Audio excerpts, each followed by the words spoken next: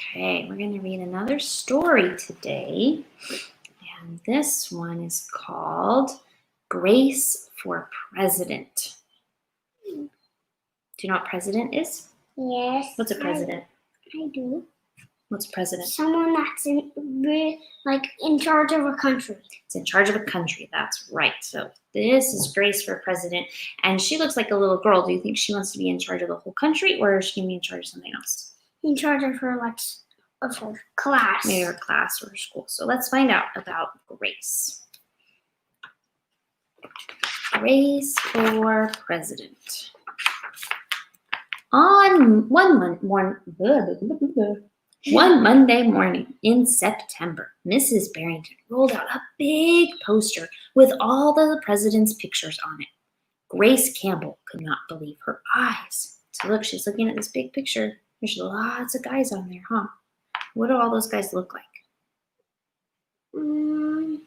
Presidents. They're all presidents, but look at them. They're all boys. Do they all have the same color skin? No. I mean, yeah. I think so. They all kind of look the same, don't they? So Grace says, "Where are the girls?" She wants to know how come there's no girls in that picture.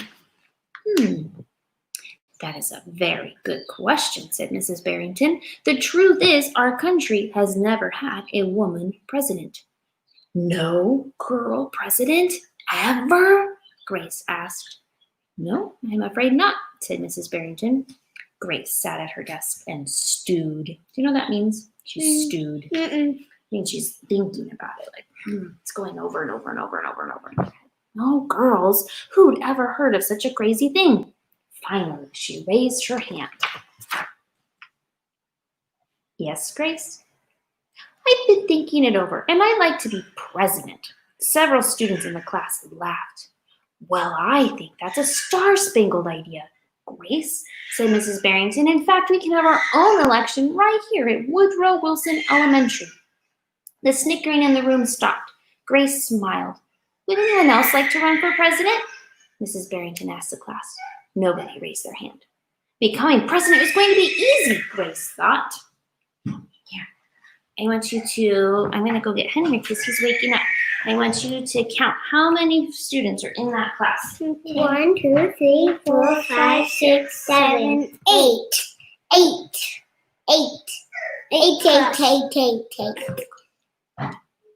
Stop.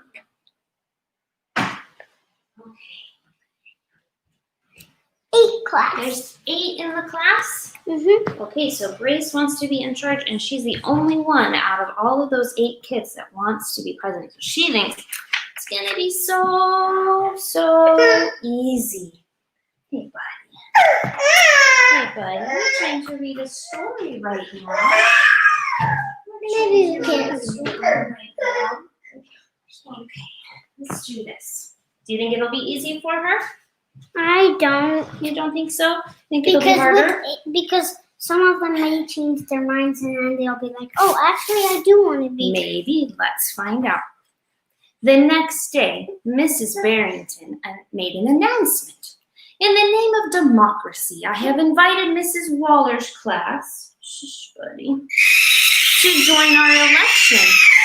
Hey, buddy. Okay. Their class has nominated Thomas Cobb to be their presidential candidate.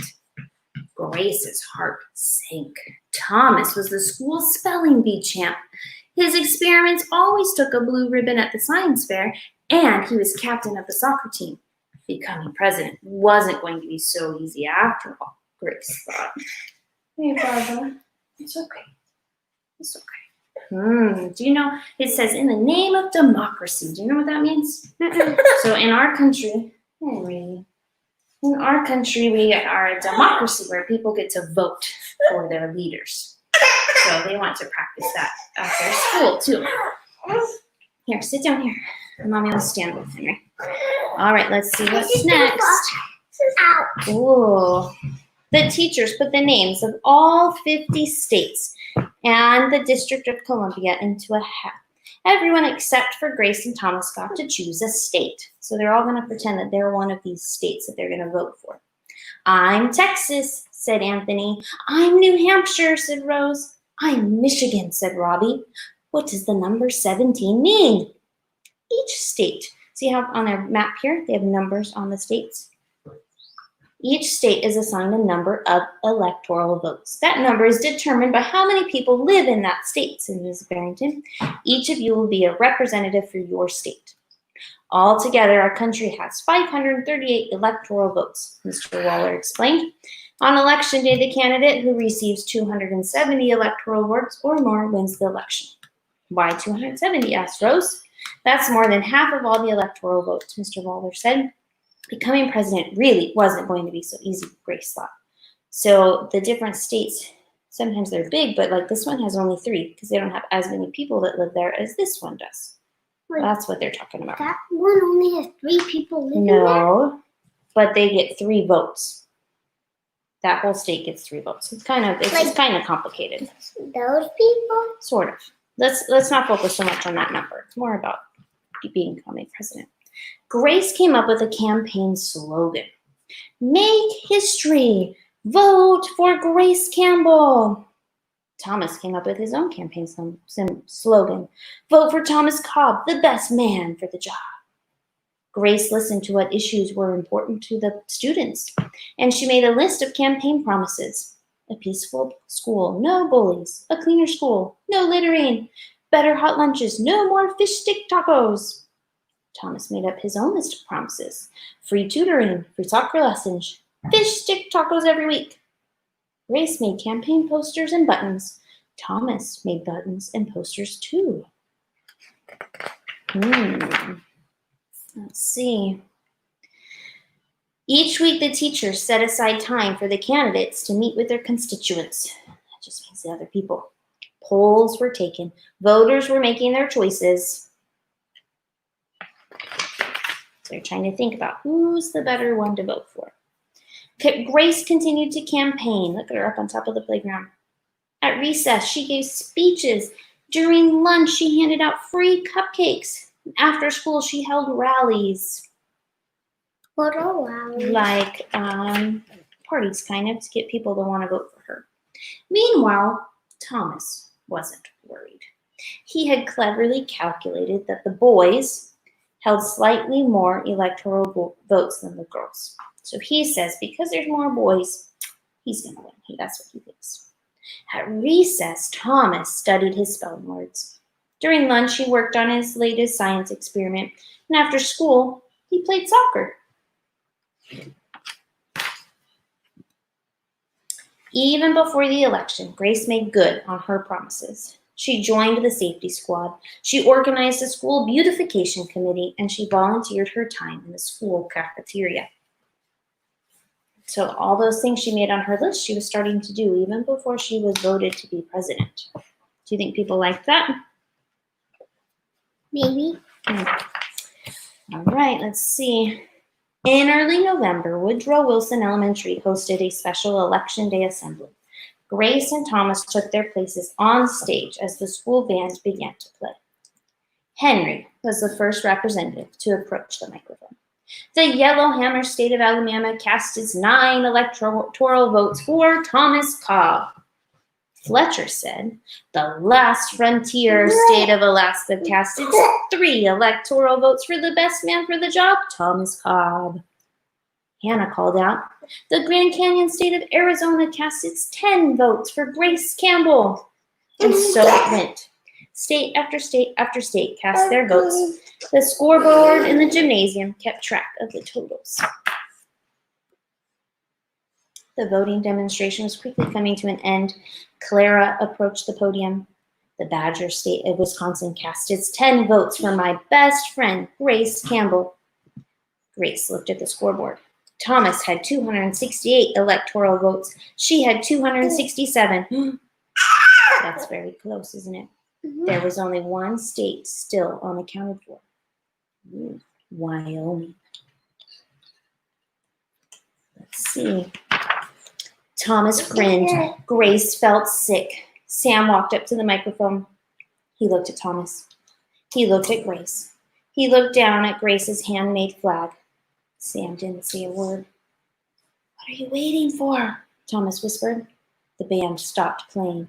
All eyes were on Wyoming. Finally, Sam cleared his throat. The equality state of Wyoming casts its 3 electoral votes for Grace Campbell. The gymnasium erupted in loud cheers and a few boos. Mrs. Barrington approached the podium. With 270 electoral votes, the winner is Grace Campbell. Thomas looked stunned. Grace hugged Sam. Why did you do it? She asked. Sam handed Grace his flag. Because, he said, I thought you were the best person for the job. The following week, the students in Mrs. Barrington's class were preparing for their career day presentations. Grace volunteered to go first. She stood at the front of the room and glanced at the posters still hanging on the wall. My name is Grace Campbell, and when I grow up, I'm going to be President of the United States. This time, everyone believed that she would. And here's a picture of her dreaming. When she's an adult, she wants to be president. So when the people were voting, did they vote because she was a boy or a girl? No, because she had made it to be the class president. No, but why? Why did they say, yes, we want you to do it instead of the boy, instead of Sam? Because she got more votes. But why did they choose to vote for her? Remember what he said? Let's go back. Because she was the first girl. I thought you were the best person for the job. Oh, so when people are voting, they shouldn't vote on, yep, he's a boy, I'm going to vote for him instead of her because she's a girl. Are boys better than girls at being leaders? No. We can both be leaders, right? So it's about the person that has the best ideas and how can they lead everybody else. Should it be because of her skin color? No. Look, her skin is different than the boy's skin color, right? See? Look at her skin and his skin. Should it be because of their skin color? No. If Why? you go back here, look. See their skin color here? Yeah. And why does it say special and excellent? Election. Election is when you choose and make your vote, right? But he's special and she's just No, this is the sign for the picture for the day. Okay? Just like at school when you do student council and you're voting, it's election days too. Yeah. So this book teaches us that we should be voting for the person that is the best one for the job. The one that has great ideas and can be a good leader, not on what they look like or if they're a boy or a girl, right? Right. Yeah. So Claire, if you wanted to grow up and be a great leader and a big president, could you do that? Yes. TJ, could you do it? Yeah. If you decided you wanted to and you put in the work, We right? could even both become one. Yeah. Anybody can do it, right? Should be able to do it. So that was another one of our stories. Grace for President. All right. Thank you for listening to our story today. And I hope that you've been enjoying our stories. We'll have a couple more maybe today, later today, or tomorrow. Bye, everybody.